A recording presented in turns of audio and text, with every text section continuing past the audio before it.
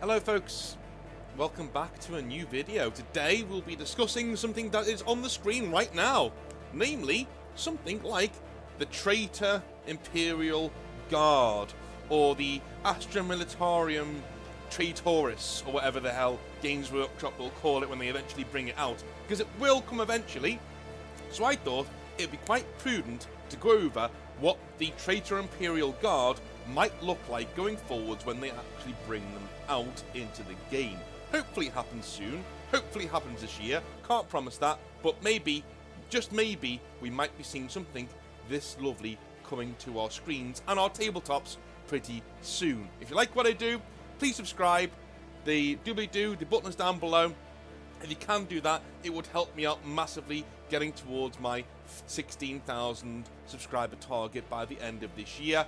By the middle of next year, we want to be at 20,000. We're really pushing towards it. So if you think my videos can help out you or any of your friends, then maybe make sure that they subscribe. That'd be awesome for me. It'll mean the world to me. So thank you very much. So, before I go any further, there are a few caveats that we need to go through when discussing the Traitor Imperial Guard. So, we have come to the most requested of our armies to cover here on the channel for what should be 40K's next big army release. New army release, I mean.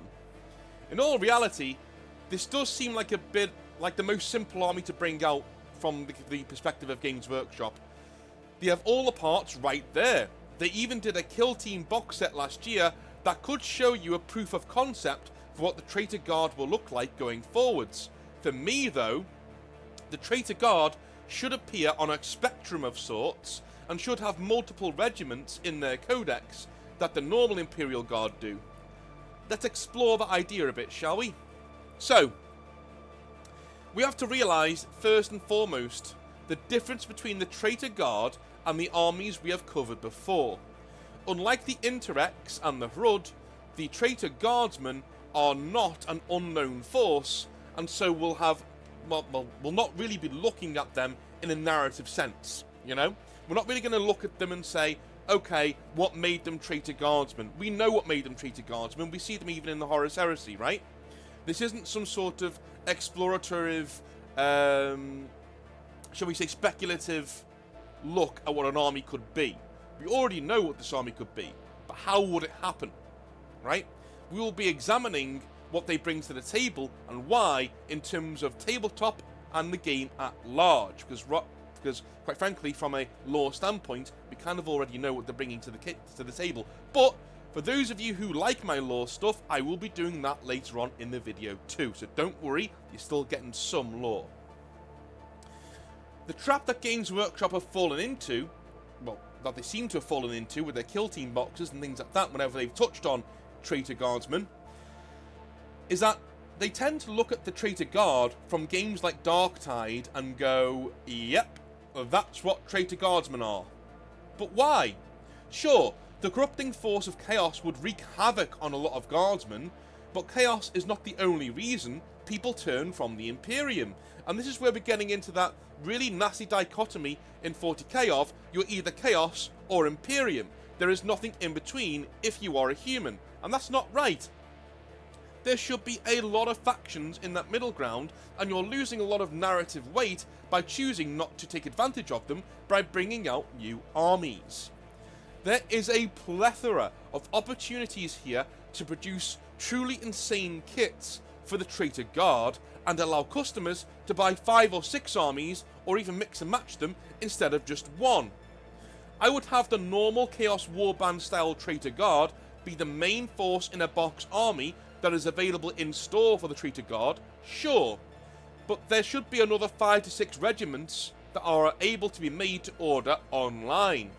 That way we avoid wastage, but still have armies to sell Traitor Guards people who are hungry for more models to add to their forces, right?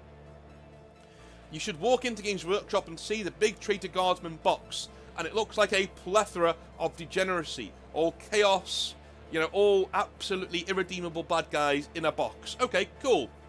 But you should also see posters for other armies in the Traitor Guardsman line that you can order in the store that day or at home, and you can get them directly to your door or directly to the Games Workshop, and those are other forces of the Traitor Guard. You can even have 1 or 2 units from those regiments in your store, so you can show them to people and say, look, this is what they're going to look like, this is what they do on the tabletop, and things like that. We can see from these pictures, again, I'm going to show you a few here of wonderful pieces of kits that have been put together. Some of these have been converted by people, by normal hobbyists, who've done amazing work in converting some of their models. Some of them will be official Games Workshop models that have just been bought multiple times to fill out certain armies. But this is what the Traitor Guardsmen should probably look like when you're looking on the tabletop, or at least one of the factions of those Traitor Guardsmen. We can see from these pictures that people take the Traitor Guard in a very different directions depending on their own tastes, right? Depending on what they want their Traitor Guardsmen to be. We have the wholly chaotic Guardsmen, to Guardsmen who look like they are just troopers who have lost their way and have been left behind by the Imperium at large. Do you know what I mean? I mean, what happens when the tithe ships just stop coming to your world because the Imperium's bureaucracy has forgotten about your place to live? It's forgotten about you, right? What happens to your little world when those tithe ships stop coming? When the Imperium stops thinking about you, what do you do? What happens to your Imperial Guard regiment when the Imperium just doesn't exist for you anymore? And that isn't always because of warfare. That isn't always because of terrible things that are going on in the wider campaign setting. Sometimes it just means that Games Workshop, or, you know, the Imperium, have forgotten about you and left you in a corner to die because there are more important things elsewhere.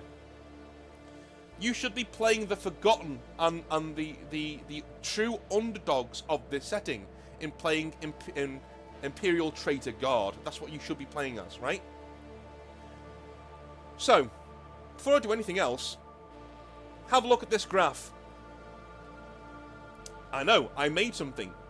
Ha ha ha. Please excuse it, you know, there are certain bits that aren't where they're supposed to be, but that's fine. Have a look at this graph that I made. There are 3 categories of Traitor Guard that I would have, and we should ideally have 2 regiments in each to choose from. So, we should have 2 regiments of Traitor Guardsmen to choose from, 2 regiments of Renegade Guardsmen, and 2 regiments of Forsaken Guardsmen. All of these are under the umbrella of Traitor Guard, of course. You know, we're not just creating brand new armies here, but these are the different flavours of Traitor Guardsmen, right?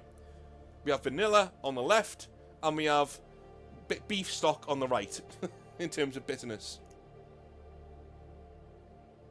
Alright, let's dive into what they mean. Traitors are your bog standard, all the way Traitor Guard. Mental blokes, wholly devoted to the Chaos Gods, and in their complete thrall. We should be seeing mutated Ogryns here, obviously chaotic troops that resemble a well-organised rabble. Think cultists from the original model line, but with better armour, better weapons, and more flesh on the bones, essentially, right? That's your bog standard Traitor Guard, and I would have them be the main box set of this new army. So when you go in and you get yourself some bog standard Traitor Guard, you'll be getting really dark, tidy Traitor Guardsmen that you can dedicate to any Chaos God that you like, or Chaos Undivided. You do whatever you want to do, but those are chaotic Traitor Guard, right? Cool. And there'll be 2 regiments, 2 different styles of regiments for those Traitor Guardsmen. So you can have, you know, maybe Core Knight guys, or pirates, or... The possibilities are literally endless for what you could do with your Traitor Guardsmen, okay? Cool. That's the far right end of what the Traitor Guardsmen are. Uncompromising, angry Traitor Guard. Chaotic, you know, obsessed with Nurgle or Slanesh or whatever you want them to be obsessed by, that's where they are, right? Cool. So, in the middle we have Renegades, and Renegades are forces of the Traitor Guard who were once loyal but have thrown off the Imperium and gone their own way. They should resemble highly trained but more rough and ready Imperial Guardsmen. Hopefully they retain the cultural heritage of their worlds. Lots of robes and rebreathers for desert worlds, things like that. The difference here is that the true traitors have lost all of that. The true traitors on the right hand side there, their only culture now is their devotion to the gods, which in and of itself is ironic considering that chaos is very well chaos-like, you know.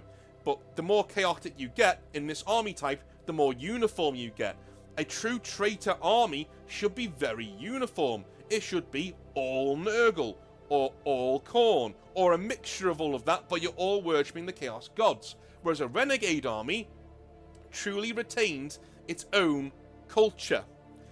Right? If the Talon Desert Raiders, for instance, went rogue, they would be a renegade traitor guard army. They wouldn't be the bog standard traitor guard army. They would be traitor guardsmen. They would be in the traitor guardsman codex, but they would be under the renegade subtitle of traitor guardsmen, right? That's where they would be. They've retained their culture from their world. They're not really obsessed with chaos. Renegades are a step away from that. They could be in a spectrum all of on their own, because you can see there is space between renegade and traitor there. How far down that line are you? If you are a renegade force of traitor guardsmen, how far that line are you down to damnation in terms of worshipping chaos? Or are you very much on the other side and going towards the Forsaken side, which we will look at in a minute? Renegades are a step away from that. They see themselves as loyal to their world and their people, but just want to be left alone for the most part. So they're not loyal to the Imperium, they want to be left alone, they feel betrayed by the Imperium, but they may not be wholly chaotic. They may have one or two guys in there who like a bit of chaos, but they are exactly what you want them to be. And on the far left end here, we have the Forsaken. And the Forsaken, to me, are actually the most interesting form of traitor guardsmen, in my opinion. They have simply been left behind and forgotten by the Imperium at large. Perhaps their planet fell through the cracks of Imperial bureaucracy. Perhaps a warp storm cut them off. Perhaps their ships crash-landed on an unknown planet. Perhaps they are fighting a guerrilla war completely cut off from the Imperium at large for thousands of years. Whatever the case may be, the true vastness of space has to be documented by guys like these existing and, without warp travel, remaining apart from the Imperium for millennia. There was always this story back in the day of an Imperial regiment going towards a planet called Vengeance. And when they got to Vengeance, on the far eastern fringe of the Imperium, or of the galactic scale, they found that it had been stripped clean by Tyranids, and that there were scant few Tyranids left on the surface of the planet, and they invaded it anyway, and set up a city for themselves anyway, because they were like, do you know what? We got lost in the warp for 1,000 years. I came to this planet to conquer it, and conquer it I fucking shall. And they went down there and conquered it anyway, because that's just the most Imperium thing that's ever Imperiumed. It's very, very, very funny. And they go down there, they get rid of the scant Tyranid forces, biomes that have them left behind, and they create their own little city from their ship, and they start to build and build and build. It was in an Imperial Guard Codex from years ago, you know, but it was a really funny little excerpt story. And I just loved it. I absolutely loved it. And that is what a Forsaken Imperial Guard regiment should look like, right? They're now cut off from the Imperium at large, but they're still ostensibly loyal. Perhaps we even have a faction of them making their own solar empire in one small star system. So if we're using that Vengeance place as a example, maybe they have a few more ships, and they go to different asteroids and different planets in their local system, and they start mining them or setting up shop there too, you know, that kind of thing. And they're constantly fighting off alien threats, which is where you get your games from. They are still ostensibly loyal to the Imperium at large, but have almost forgotten what it looks like. We could even have worlds left behind after the Horus Heresy who still think the heresy is going on and have no idea who or what to trust, because 10,000 years have gone by. So they just slaughter every Astartes they see just to be safe. Wouldn't that be interesting, right? They've developed this incredible technology or this amazing army that they've got under wraps there, and whenever they see an Astartes, whether it be traitor or loyalist, they literally push their shit in, because they're like, nope, you're all traitors. We can't take any chances here. And you could even have a culture that's gone from knowing that the Imperial Fists and Dark Angels, well, not really Dark Angels, but anybody like them are loyalists, right? They used to know that on this world, but as time has gone on, and fear and dogma has taken hold of them, eventually they've started to go, well, we can't really take any risks, because the Imperium has gotten more dogmatic as well. What if the first people to arrive on your world are Iron Hands? They're loyalists, but they're not very nice, You'd fight back, wouldn't you? Of course you would. Maybe we have Imperial Guardsmen that are like that used to be loyal, but now they're more Forsaken. So they're more on the renegade side of Forsaken, do you know what I mean? It should all be on this spectrum, by and large, where our army is. It should be on here somewhere. You should be able to find what kind of traitor guardsman you want to make for yourself. Okay? Cool. So, the possibilities within the traitor guard are endless. And I think that when they do become an army, they should not be a uniform force in a box. There should be options and ways to create armies for your traitor guard that are uniquely your own, whether it's due to your culture, your army comes from, the tragic backstory of their slide from the Imperium, or something else entirely. Yes, we should have one standard big box to buy your traitor guardsmen that are chaos in the store, yes, but in terms of having a single army, we shouldn't really push one over all of the others. So, that's all well and good, North, but how the bloody hell do we play them on the tabletop? Well, that depends. In 10th edition, I would have army rules that differentiate the culture of your traitor guard from all the others. You know what I mean? Like the Space Marines have the Gladius Task Force and things like that. The one big army rule that you get to select that makes your army play differently from everybody else's, right? Every single traitor guard regiment should have an army rule. Each of the 4 Chaos Gods should have one, and Chaos Undivided should have one as well, right? So there should be 5 at least. And on top of those, I would do another 15 army rules that are just in the codex, ready for you to select for your regiment that you're building. So, for Desert Raiders, for instance, there would be an army rule that makes them very good at using vehicles and cavalry to close the distance over open terrain very quickly, whilst laying down punishing amounts of firepower, but they should be slowed down doubly by difficult terrain, because they're not used to it, right? There should be dozens of army rules, the umbrella rules, like the Gladius Task Force for Space Marines, to choose from in the Traitor Guard Codex to really make your force your own. And before people say that's unrealistic, no, it fucking isn't. Because you're only doing one rule per army. Everything else is from the bog standard, troops and elites and heavy support that are in the Codex. Okay? That's all. The only thing that really changes is your overall army rule. You get to choose that, and you get to choose one of 20 army rules to be your umbrella army rule. The big rule that makes your force stand apart from all of the others. Are you from a mining world, so you're really good with explosives? Are you from a munitions depot, so you're really good at laying down artillery fire? Are you on board a spaceship all the time, so you're really good at breaching and going into tight enclosed spaces and laying down fire support? Are you, it can go on and on and on and on. That's the kind of codex the Traitor Guardsman Codex should be. There should be bog standard factions within the Traitor Guard to choose from, right? But the main selling point of the Traitor Guard, much like their loyal cousins, should be that you can make them into absolutely whatever you want. And the rules, at least in the Traitor Guard's Codex, should accommodate that choice. We even have an in-law reason why the normal Imperial Guard don't have so many army rules to choose from. Ready?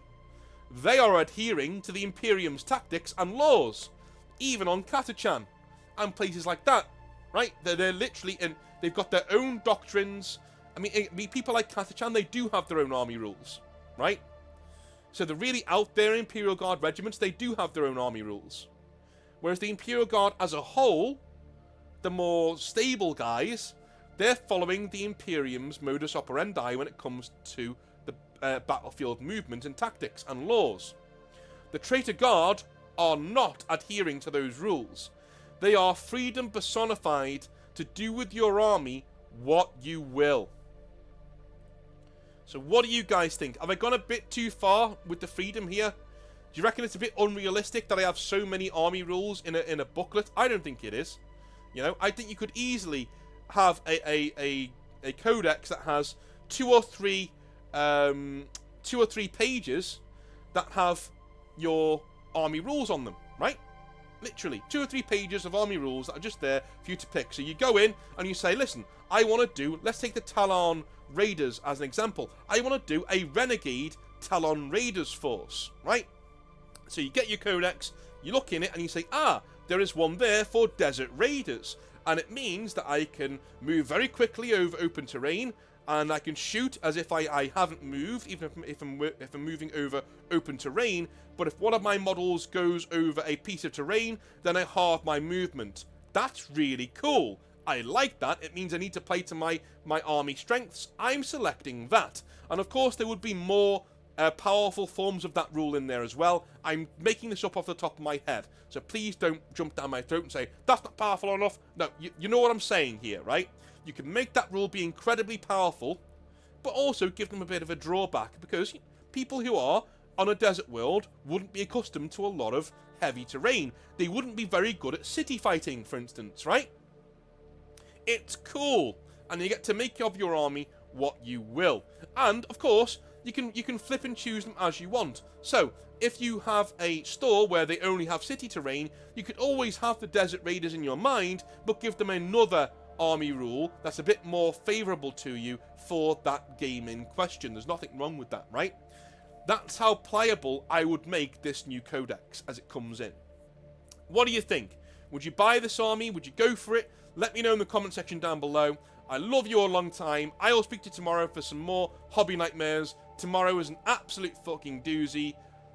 Love you all. Speak to you tomorrow. Have a good one. Bye now.